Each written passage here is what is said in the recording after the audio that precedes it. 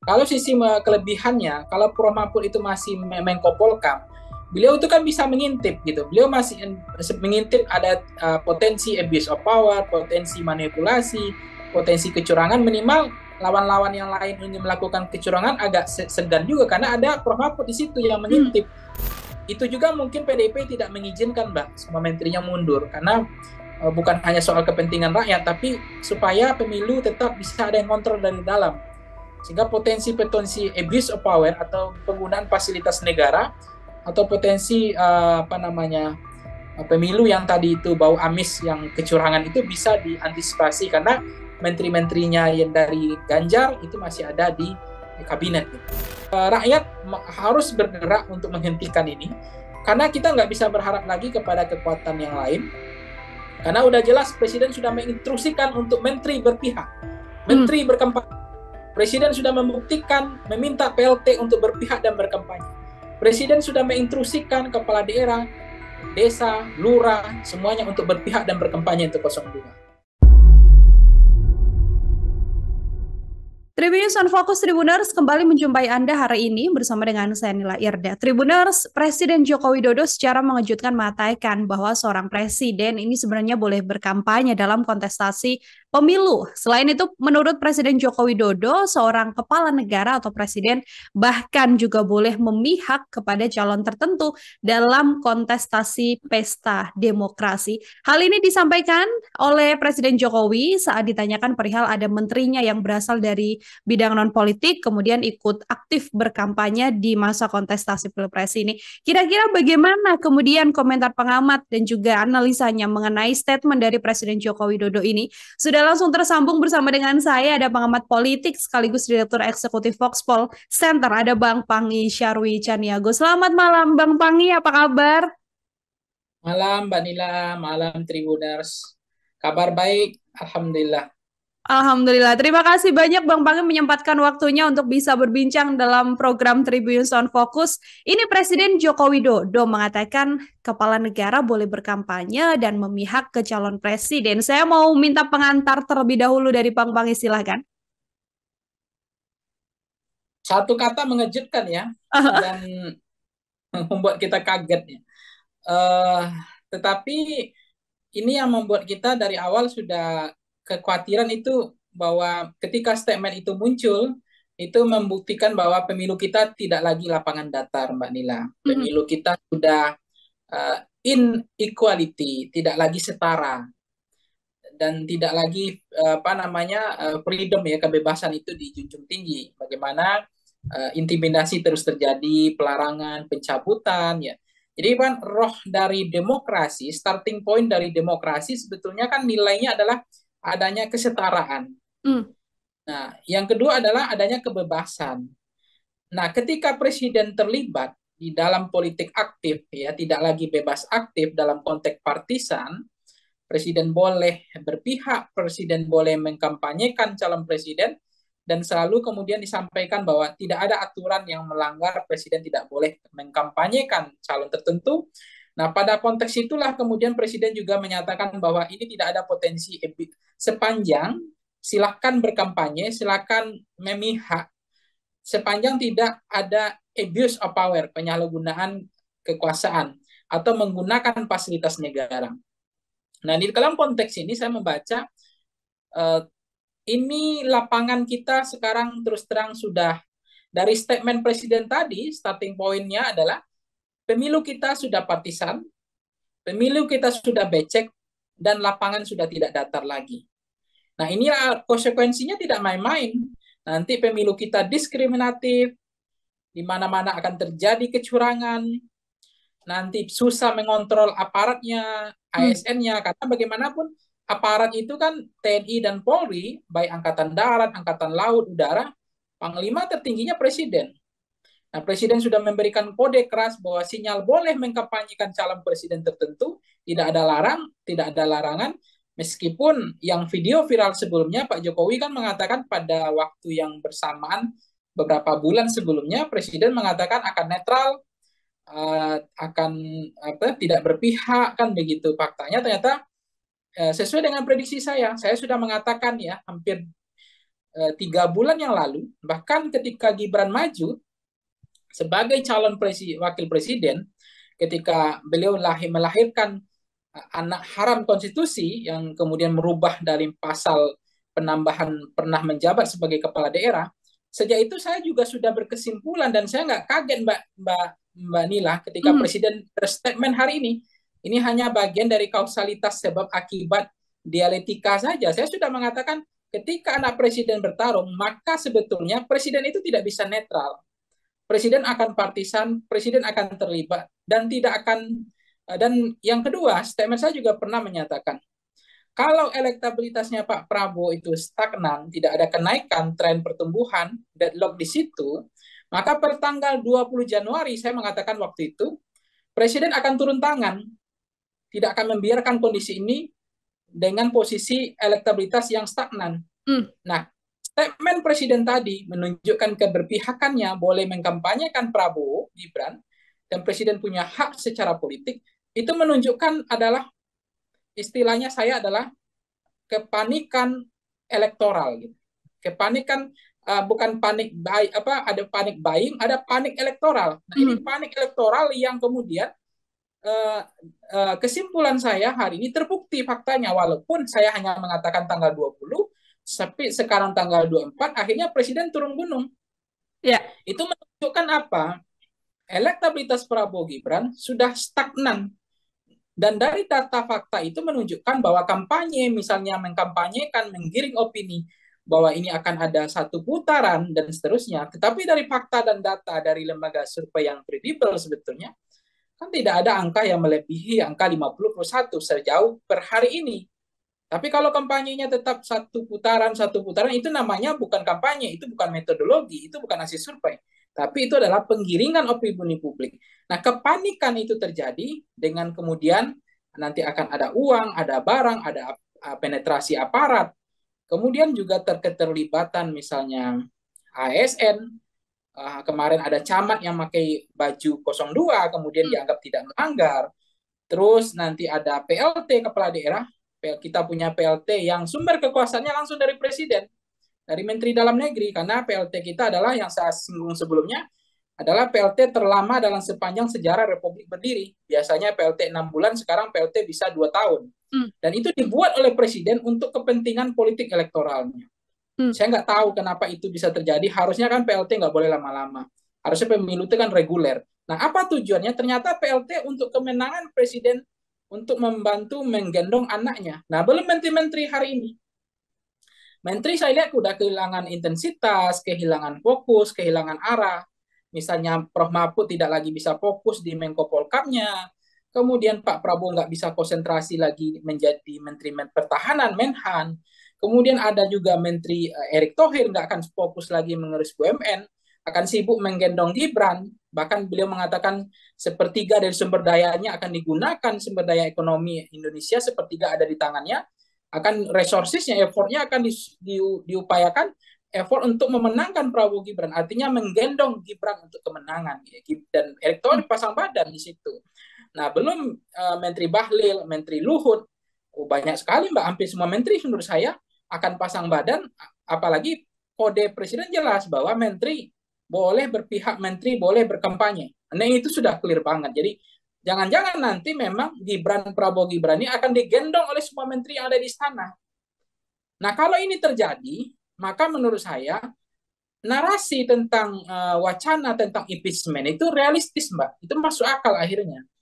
Jadi itu bukan nakut-nakuti sebetulnya, tapi faktanya kok nggak akan segampang itu kan. Tetapi yang bisa menghentikan itu hanya satu sumber kekuasaannya adalah terakhir legitimasi pada presidennya. Jadi mendelegitimasi presiden untuk menghentikan langkah-langkah menteri yang menggendong Prabowo Gibran, tadi aparat yang menggendong Prabowo Gibran untuk menang, kemudian ASN, kepala desa, kemudian kepala daerah atau PLT. Sekarang misalnya Khofifah misalnya, tidak cuti, tidak berhenti, dia berkampanye tentang Prabowo Gibran, padahal beliau menteri sebagai gubernur aktif di Jawa Timur misalnya. Dan itu yang kedua begini juga saya Mbak Nila, saya lihat ya, tidak ada sebenarnya kan dulu ketika ada calon presiden wakil presiden kan mereka harus berhenti sebagai kalau Gibran harus berhenti sebagai wali kota. Tapi Presiden mengatakan mengizinkan bahwa tidak harus berhenti. Nah, itu membuat Menko Polkam waktu itu nggak berhenti ya, kemudian Menhan Prabowo nggak berhenti. Padahal itu sangat akan lebih berkelas, akan lebih baik ketika mereka mendeklarasikan diri sebagai calon presiden dan wakil presiden, mereka harusnya berhenti sebagai kepala daerah, sebagai menteri. Tapi kemudian maksud saya Pak Presidennya mengizinkan tidak perlu berhenti.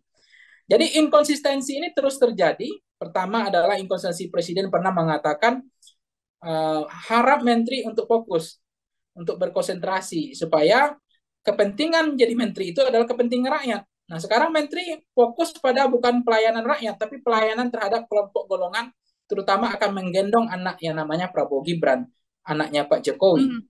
Itu yang akan diperjuangkan. Jadi nggak akan lagi kepentingan rakyat diutamakan. Itu yang terjadi hari ini. Nah, saya mengatakan kalau ini menurut saya sudah pada titik nadir yang paling mengkhawatirkan. Ini gejala demokrasi yang sudah mulai pada level indeks yang titik nadir paling rendah, bahwa ini berbahaya. Berbahaya.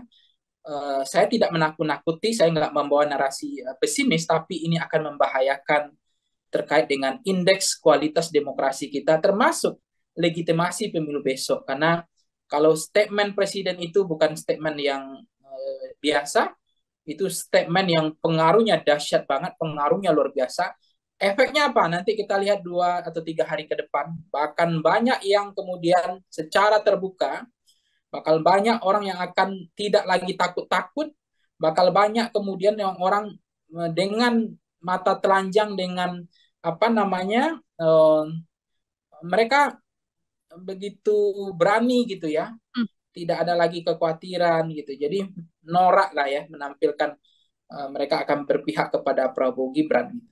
Ini sekaligus statement Presiden Jokowi bisa membuka gerbang untuk orang-orang lainnya untuk kemudian juga sama-sama bisa mengatakan bahwa ya boleh untuk kemudian menjatuhkan pilihan ke paslon tertentu. Artinya ini sudah tidak bisa lagi ada hal yang dipungkiri bahwa memang iya ini adalah tangan panjang dari bagaimana Presiden Jokowi berupaya untuk kemudian bisa memenangkan sang putra, dalam hal ini Mas Gibran dalam kontestasi Pilpres. Apakah dari rangkaian yang kemudian disampaikan Bang Pangi itu sudah clear, confirm bahwa memang ya ini dilakukan oleh Presiden Jokowi, Bang? Iya, dan confirm dan Presiden akan melakukan. Jadi ini yang kemudian menginjak-injak ya harkat martabat harga diri dan simbol negara kita. Jadi saya tidak tertarik bicara Jokowi, tapi saya lebih tertarik Presiden. Karena yang kita bahas dalam diskusi ini adalah Presiden, bukan Jokowi. Jokowi nggak penting, kecil banget gitu. Dan itu nggak ngaruh bagi saya, nggak penting orangnya. Tetapi kalau Presiden yang kita bahas hari ini, ayo kita berpikir tentang ini kejahatan sebagai Presiden, sebagai kepala negara dan kepala pemerintahan. Karena efeknya itu semua nanti ke bawah, itu tidak akan ada yang netral lagi. Semuanya akan partisan, semuanya akan berpihak, semuanya akan berkampanye. Dan mereka tidak akan takut-takut, bahkan nanti secara terbuka, secara kasat mata, mereka akan mempertontonkan bagaimana keberpihakan itu. Karena ini yang kemudian membahayakan bukan pada presidennya, tapi dalam konteks praktek ketatanegaraan. Selalu kan bicara bahwa apa yang dilanggar presiden tidak melanggar kok, presiden boleh berkampanye kok, itu hak politik. It's okay, come on, saya sepakat itu. Tapi sorry to say, presiden tidak hanya presiden, ini ada ASN, ada aparat, ada kepala desa, ada PLT, ada kepala daerah, ada menteri. Mau diapain ini? Kalau seperti ini, presiden ngomongnya ikut, katanya presiden nggak boleh miring-miring, ya mereka nggak boleh miring-miring nih. Kalau sudah itu perintah presiden, ya mereka harus ikut. Nah, sekarang bagaimana membedakan? Jadi menurut saya presiden jahat ya secara ketatanegaraan, secara prinsip menjaga adab berpolitik ya. Fatsun politiknya presiden ini jahat. Praktek ketatanegaranya kotor menurut saya. Jadi merusak sendi-sendi kehidupan, harga diri, martabat, wibawa bangsa sebagai nation state, negara bangsa yang mengutamakan kesetaraan, yang mengutamakan freedom, kebebasan, dan memberikan kesempatan kepada siapapun, setiap warga negara untuk bertarung. Nah, setelah masuknya nepotisme, dosa kedua adalah masuknya anak haram konstitusi. Dosa ketiga adalah hari ini wibawa, harkat, martabat presiden tidak ada harganya. Betul-betul ini tidak akan ada legitimasi dari rakyat. Dan saya mengatakan, ini bukanlah persoalan sepele. Saya nggak menakut-nakuti. Ini persoalan yang gawat. Ini saya katakan adalah lonceng kematian demokrasi kita. Ini adalah sesuatu yang sudah alarm demokrasi kita sudah pada titik yang paling berbahaya. Dan ada kemungkinan bahwa kualitas demokrasi kita akan menghalalkan segala cara, menginjak-injak etika, tidak ada adab politik, tidak ada fatsun politik, dan ini kemudian high politik, politik kelas tinggi akan tenggelam, akan ditiarapkan. Karena apa? Karena kita tidak mau lagi bicara konteks etika, dan Presiden tidak mau bicara etika. Presiden tidak mau bicara patut atau tidak patut. Presiden hanya mengatakan, saya nggak melanggar. Kalau melanggar, silakan tunjukkan pasal mana. Padahal etika itu jauh lebih besar daripada persoalan pelanggaran hukum. Karena pelanggaran hukum itu adalah, bagi saya pelanggaran etika itu adalah pelanggaran hukum karena etika itu di atas norma hukum. Tapi bagi presiden bahwa kami tidak melanggar, saya nggak melanggar. Kalau ada yang melanggar, tunjukkan pasal mana. Pasti presiden ketika berstatement itu, presiden pasti sudah berkomunikasi dengan pakar-pakar hukum tata negara seperti Yusril atau yang lain bahwa beliau boleh nggak kampanye, beliau boleh berpihak nggak. Pasti beliau sudah mendapatkan wejangan nasihat dari orang-orang yang pakar-pakar tersebut. Tapi dalam konteks ketatanegaraan, praktek bernegara, praktek ketatanegaraan, presiden ini adalah presiden yang paling jahat yang ada kita punya hari ini.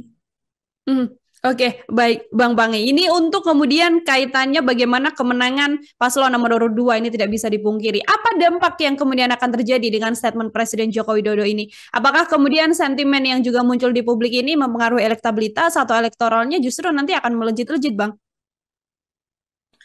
Ya, soal apakah efeknya dengan dukungan presiden, ya pasti presiden sangat level confident ya. Lagi-lagi presiden akan level confident bahwa dengan turun gunungnya beliau, dengan berpihaknya beliau, dengan berkampanye untuk 02, beliau yakin elektabilitas Prabowo Gibran, ditambah tadi kekuatan sepertiga pengusaha Boy Thohir dan Erick Thohir itu, dia yakin bahwa satu putaran menang. Jadi dia percaya banget. Sehingga keyakinan itu tidak meragukan beliau bahwa ini adalah waktu yang tepat untuk turun. Nah, semua menteri dikerahkan dengan seluruh tenaganya, dengan sumber dayanya. Persoalannya tidak seindah itu, Mbak Nila. Persoalannya jauh lebih rumit dan complicated. Bagaimana kita bisa membedakan antara abuse of power, penyalahgunaan kekuasaan, menggunakan fasilitas negara sebagai menteri aktif, sebagai kepala daerah aktif, sebagai gubernur Jawa Timur, sebagai wali kota misalnya. Bagaimana cara kita membedakannya? Ini nggak gampang. Sebagai menteri aktif biasa, sebagai pejabat negara, sebagai calon presiden dan wakil presiden, atau sebagai anak wakil presiden. Sekarang contoh-contoh kasus, misalnya nih, Kemensos itu mengelola namanya, istilahnya itu ada dana dana bantalan sosial, ada BLT, ada Raskin ya. Nah, ketika Ibu Risma yang menjadi menteri di situ dan Risma mendukung Ganjar Pranowo, apa yang terjadi? Yang terjadi adalah dana yang dikelola oleh Kemensos selama ini mengelola BLT atau bansos atau bantalan sosial lainnya, sekarang skemanya apa? Dimigrasikan, dipindahkan ke pos baru. Sekarang urusan-urusan itu tidak lagi di Kemensos. Apakah itu bukan penyalahgunaan kekuasaan itu? Abuse of power. Padahal selama ini itu urusan yang Kemensos. Tapi karena ini adalah tahun politik elektoral, karena ada anak presiden, dan anak presiden ini harus digendong untuk menang, pekerjaan menteri yang tadinya ada hilang hari ini, Mbak. Tidak diberdaya gunakan. Artinya Bu Risma hari ini nganggur karena nggak ada pekerjaan, karena pekerjaan dia diambil alih begitu luar biasanya, mengotak-atik, dan itu terlalu terang ya, terlalu norak, dan tidak ada basa-basi di situ. Itu yang disebut dengan menghalalkan segala cara, dan ini sangat keras permainannya. Nah, sekarang apa? Yang mengelola bansos, BLT itu sudah ganti kementeriannya, Mbak. Nggak tahu menteri apa itu yang garap sekarang. Nah, itu bagaimana kita mengatakan bahwa pemilu ini masih fair, pemilu yang masih tidak diskriminatif, pemilu yang masih yang tidak partisan, pemilu yang tidak becek. Di mana proses yang mengatakan tidak ada abuse of power atau fasilitas negara digunakan? Nah, kalau ingin fair ya harusnya BLT dihentikan saja, kan itu baru fair. Atau bansos itu diberhentikan saja, nanti diteruskan setelah tahun politik, setelah 14 Februari. Kan fair itu. Tapi nggak mau. tetap dilakukan, kemudian kementeriannya dipindahkan yang ngelola tadi. Karena takut itu untuk digunakan untuk kepentingan Ganjar gitu. Nah, itu saja Mbak. Itu sebenarnya sudah melanggar konstitusi sebenarnya. Mereka sudah berkhianat. Ada potensi disalahgunakan, dijadikan bansos, BLT atau Raskin untuk komunitas politik elektoral dalam rangka menggendong yang namanya anak presiden yang namanya Gibran.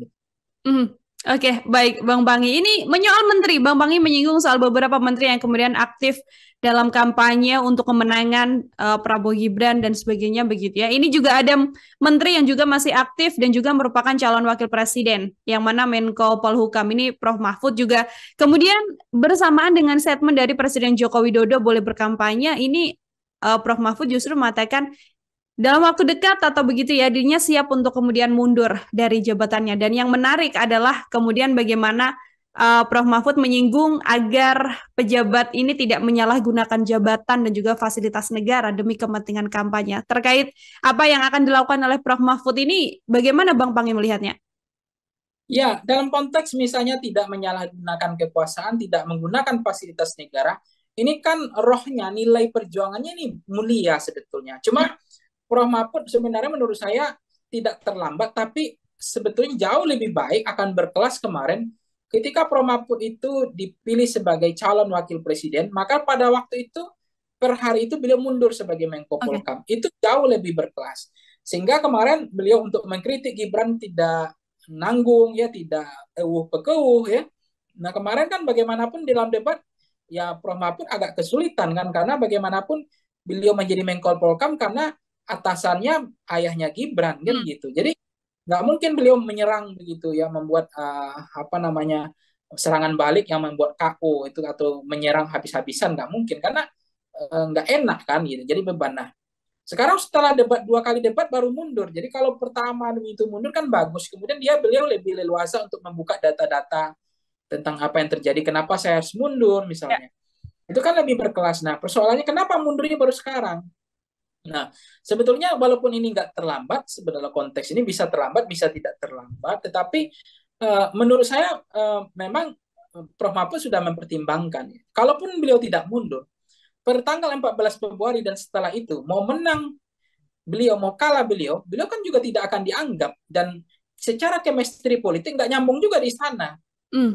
Mau ngapain di istana kan begitu. Karena lain soal kalau nanti Prabowo, Gibran diusung oleh PDIP, mungkin masih bisa lah dijalin kasih. Tapi bisa dibayangkan Mbak, 14 Februari mau ngapain Prof. Mahfud gitu sebagai Menko Polhukam itu. Karena menurut saya ya secara beban moral, secara nuansa kebatinan udah nggak klik itu loh, nggak ketemu lagi titiknya, karena titik kulminasinya udah beda pasti ya. Nah, artinya mungkin daripada, kan kalau dari Februari sampai Oktober kan lumayan Mbak, 6 bulan ya.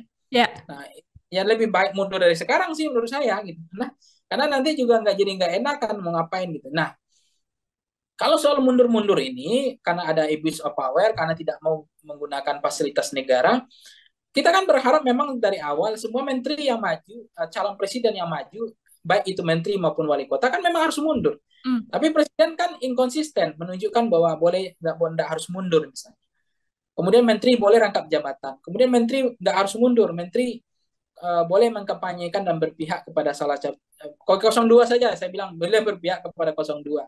Tidak harus mundur dan boleh berkampanye untuk 02. Intinya begitulah sebenarnya. Nah, fakta ini yang terbukti adalah kita mempelajari, mencermati kalau misalnya ya menteri-menteri Menko ini mundur ya, termasuk misalnya Sri Mulyani katanya juga akan mundur karena ada tekanan dalam keuangan salah satu kementerian katanya Kementerian Pertahanan yang membuat beliau nggak nyaman misalnya. Kemudian beliau ingin mundur. Terus ada juga Basuki diisukan juga wacana mundur. Kemudian ada Retno dan seterusnya. Kalau menteri-menteri Menko dan menteri-menteri yang menjadi sekarang ini menjadi big bone, tulang punggungnya Pak Jokowi mundur, ditambah menteri dari PDIP juga mundur, itu memang kolek Mbak. Itu vacuum of power, itu sudah pasti instabilitas. Tapi kalau hanya Mahfud saja yang mundur, menurut saya tidak akan terlalu mempengaruhi stabilitas pemerintahan. Toh Pak Jokowi juga tinggal mencari siapa penggantinya. Biasanya selera Pak Jokowi awal-awal dulu memang menteri yang sekjen kabinet, menteri direct man and direct list, menteri yang profesional. Tetapi besok Pak Jokowi Ya berubah lagi katanya, cari menteri Menko Menko Polkam yang loyal dan yang mau pasang badan untuk saya, kira-kira begitu. Mhm. Karena Prof Mahfud juga merasa tersinggung selama ini kan, ketika kemarin ada Menteri Luar Negeri, ada Menteri in apa satu lagi, in interim ya, saya lupa Ya. namanya. Nah, itu kan harusnya tuh Prof Mahfud kan, tapi kemudian itu jadinya ke apa, ke Muni ya, ke area apa, Budi Ari ya, Budi Ari. Kominfo. Nah, itu kan juga chemistry yang membuat mungkin Prof Mahfud udah nggak nyaman juga sebetulnya. Hmm. Kok beliau harusnya kan Menko Polkam bukannya Budi Ari, harusnya in interim Menteri Luar Negeri itu. Nah, konteks ini yang kemudian saya juga bertanya, sebenarnya kan PDIP juga bilang kita mundur ini, sebenarnya kita mau mundur menteri semuanya akan menarik diri dari PDIP. Tapi Ibu Mega melarang. Kan itu konteksnya. Kenapa Ibu Mega melarang? Karena kepentingan rakyat lebih diutamakan dari kepentingan PDIP-nya. Nah, tetapi dalam konteks sekarang misalnya Kemensos nggak diberdaya gunakan lagi seperti Risma, pekerjaannya diambil oleh ke pos yang lain, beliau sebagai Kemensos nggak lagi menyalurkan bansos gitu ya. Kemudian ada Menteri ATE apa namanya, aparatur negara, ASN ya, juga tidak diberdaya gunakan semaksimal mungkin gitu. Kalau begitu untuk apa juga, lebih baik memang mundur sih menurut saya, baik Hmm. mundur saja. Karena tidak diberdaya gunakan juga oleh Presiden Jokowi. Karena nggak sesuai dengan kepentingan politik elektoral. Karena persamaan kepentingannya nggak ketemu antara Presiden dengan Menteri ini. Nah, kalau persamaan kepentingan Presiden ketemu dengan Menteri ini, pasti dipertahankan. Kalau nggak, dinonjolkan. Jadi, kalau itu terjadi, semua PDIP menarik menterinya, kemudian Menteri Menko-Menko menjadi tulang punggung Presiden atau backbone-nya Pak Jokowi mundur, maka itu vacuum of power, Mbak. Itu pasti instabil. Nah, itu yang kemudian itu juga salah satu cara untuk membuat presiden efek jerah, supaya presiden berhenti untuk cawe-cawe. Mungkin itu juga salah satu wacana kalau tidak berhasil untuk impeachment presiden. Kalau presiden terlalu jauh masuk ke dalam konteks membuat apa, noda terhadap demokrasi kita, membuat pemilu kita menjadi becek ya, pemilu kita yang tidak setara. Jadi masuknya anak presiden itu, Mbak, itu sebenarnya pemilu kita udah nggak setara sebetulnya. Hmm. Itu yang saya udah ingatkan jauh-jauh hari. Kalau anak presiden bertarung, ini pemilu udah nggak setara. Pemilunya udah diskriminatif. Pemilunya udah untuk bagaimana semua menteri, semua kepala daerah, semua aparat desa, semua apa namanya ASN atau semua yang hari ini ke PLT itu ditujukan untuk berkampanye, untuk memihak. Semua menteri bertujuan untuk memihak, berkampanye untuk menggendong Gibran menjadi calon presiden. Itu adalah menurut saya apa, presiden sudah menghinakan dirinya pada titik nadir yang paling rendah, bahwa presiden tidak punya trust, presiden tidak punya wibawa, dan presiden sudah menginjak-injak yang namanya harkat martabat sebagai kepala negara dan kepala Hmm. pemerintahan. Itu adalah nation state yang terkutuk ya, sebagai presiden yang sebetulnya sudah tidak fair, sudah tidak lagi, sudah sangat diskriminatif dan kehilangan akal sehat menurut saya. Hmm. Karena memang ya, kalau masih ada PDIP kan, PDIP masih bisa mengingatkan presiden kayak model begini. Lagi-lagi ingat Mbak, saya nggak pernah bicara Jokowi di sini. Saya hanya bicara presiden. Hmm. Dalam konteks presiden sebagai menjalankan praktek bertata negara, praktek ketatanegaraan, ini adalah presiden yang sangat jahat dalam pemilu kali ini. Bagaimana kemudian dengan lampu hijau juga dari Presiden untuk Prof Mahfud apabila memang akan mundur dari jabatannya, Bang Pangi? Ya, itu kan menunggu tanggal kapan. Menurut saya mundur ya mundur saja, nggak perlu Ah. harus mencari tanggal sih menurut saya. Kalau memang udah nggak perlu dipertahankan lagi, untuk apa juga gitu. Hmm. Dan toh juga tidak akan dihargai juga kan di situ. Jadi Oke. saya nggak tahu ya, kenapa juga menteri-menteri ini masih mengkalkulasi, menghitung ulang untuk kalau mereka tertekan, mereka nggak nyaman, harus kan mundur. Tapi mereka juga mundur kan juga takut-takut, Mbak, karena permainan presiden selama ini tuh kan kayak ada kartu-kartu gitu loh. Kalau orang mau mundur, nanti ditakut-takuti dengan KPK, dengan kejaksaan, dengan polisi. Nah, sehingga menteri-menteri ini juga nggak berani kan, Mhm. biarkan mereka bersalah, akhirnya dijebak, akhirnya punyalah kartu mati ya. Nah, kalau udah kartu mati, nanti ditakut-takuti tuh. Itu buat menteri kita juga khawatir juga. Tapi kalau menterinya bersih aman, ya sebenarnya kalau sudah tidak nyaman diintervensi untuk kepentingan menggendong anak presiden dan itu tidak sesuai dengan nuansa kebatinan dengan chemistry, ya mundur-mundur aja sih menurut saya. Oke, nggak jadi masalah untuk kemudian mundur. Ini kan di sisa 3 minggu juga Bang Pangi kontestasi Pilpres 14 Februari begitu ya. Ini kalau Prof Mahfud sendiri yang juga merupakan calon wakil presiden, dengan apabila nanti Prof Mahfud mundur, ini juga bisa menjadi penegasan juga positioning dari Prof Mahfud. Karena tadi Bang Pangi juga sempat menyinggung di debat tidak mungkin Prof Mahfud kemudian uh, mengutarakan banyak hal karena di atasnya masih ada sosok presiden begitu. Ya sebenarnya nggak tahu juga untuk kepentingan elektoral, nggak ngaruh atau ngaruh, ya bisa iya Ah, bisa ngaruh ya. Misalnya kalau mundur kemudian orang empatik, sama dengan Menko Polkam dulu Pak SBY mundur kemudian orang ramai-ramai empatik, ya namanya orang Indonesia kan pelupa dan pemaaf, dan juga orang Indonesia kan dermawan. hmm. Kemudian orang Indonesia juga mudah iba, mudah berempati kan. Nah dengan mundurnya, tetapi saya nggak tahu apakah itu yang dicari oleh Prof Mahfud, atau beliau ingin membuka hal yang lebih besar lagi supaya beliau nggak terbebani gitu untuk mengkritik lebih leluasa, untuk melawan atau menyampaikan dengan data-data soal fakta yang terjadi hari ini. Tapi untuk kepentingan elektoral ya belum tentu juga punya efek gitu ya terhadap Hmm. simpatik dengannya Prof Mahfud, karena memang udah terlambat juga kan. Tapi bagaimanapun kalau setelah 14 Februari beliau mundur, justru nggak ada efek apa-apa lagi kan. Ini kalau untuk kemudian mundurnya Prof Mahfud sendiri, kan selama ini Prof Mahfud juga dikenal Bang Pangi sebagai sosok dengan kinerja yang juga cukup bagus begitu ya di Kemenpolhukam. Ini dengan nantinya mundurnya Prof Mahfud ini apa enggak kemudian akan berpengaruh juga ke 03? Ya, sebenarnya Prof Mahfud mundur itu ada sisi moderat dan kelebihan kekurangannya, Mbak Nila. Ah, Misalnya begini, kalau sisi kelebihannya, kalau Prof Mahfud itu masih Menko Polkam, beliau itu kan bisa mengintip gitu. Beliau masih mengintip ada potensi abuse of power, potensi manipulasi, potensi kecurangan. Minimal lawan-lawan yang lain ingin melakukan kecurangan agak segan juga, karena ada Prof Mahfud di situ yang hmm, mengintip. Karena beliau Menko Polhukam gitu. Jadi beliau punya data, beliau punya pasukan juga. Beliau bisa mengawal, mengontrol. Termasuk misalnya Presiden Prof Mahfud ini juga misalnya ada rencana untuk mendirikan satgas pemilu curang misalnya ya. Nah, artinya itu kan bagus ya, sehingga beliau Menko tapi beliau juga bisa untuk mematikan ruang gerak supaya tidak adanya kecurangan yang masif gitu. Beliau bisa mengintip ada. Jadi kalau ada yang ngintip kan biasanya kan kita gitu Mbak, kalau ada yang ngintip kita juga hati-hati kan. Wah, ya.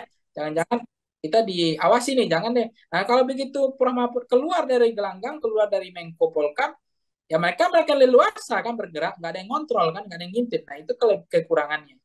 Nah sisi kelebihannya mungkin menunjukkan bahwa beliau ingin lebih bertarung, tidak setengah hati gitu, berjuang, kemudian tidak terbebani untuk berdebat atau untuk berdiskusi. Jadi akan lebih siap untuk perang opini gitu ke depannya, karena bukan lagi anak atau bawaan dari presiden, tapi Hmm. pernah berjuang dengan presiden, iya. Nah jadi itu juga mungkin PDIP tidak mengizinkan Mbak semua menterinya mundur, karena bukan hanya soal kepentingan rakyat, tapi supaya pemilu tetap bisa ada yang kontrol dari dalam, sehingga potensi-potensi abuse of power atau penggunaan fasilitas negara, atau potensi apa namanya pemilu yang tadi itu bau amis yang kecurangan itu bisa diantisipasi, karena menteri-menterinya yang dari Ganjar itu masih ada di kabinet gitu.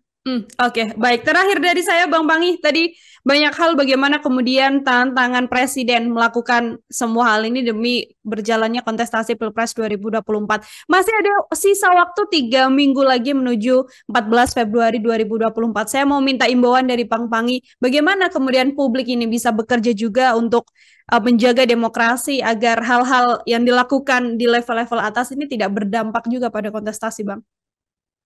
Ya sebenarnya yang saya puji itu adalah Bu Mega ya. Bu Ya. Mega itu pernah menjadi calon presiden dan beliau adalah presiden incumbent dan beliau kalah.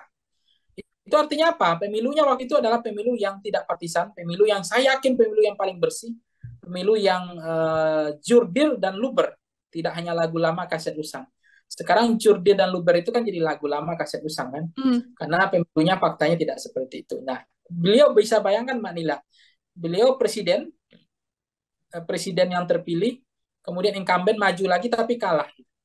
Nah, kok bisa kan? Nah, itu pemilunya betul-betul fair kan, pertarungannya betul-betul luar biasa. Jadi saya melihat bahwa rakyat harus mengontrol, mengawasi perjalanan demokrasi kita.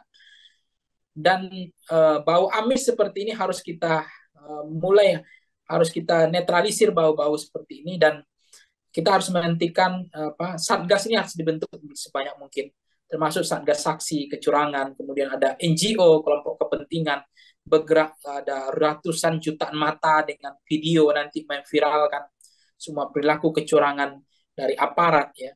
Jadi kalau nanti ada aparat yang berantem sama rakyat, yang salah siapa? Presidennya, Mbak. Nanti kalau ada lurah yang berantem sama rakyat, itu presiden yang salah.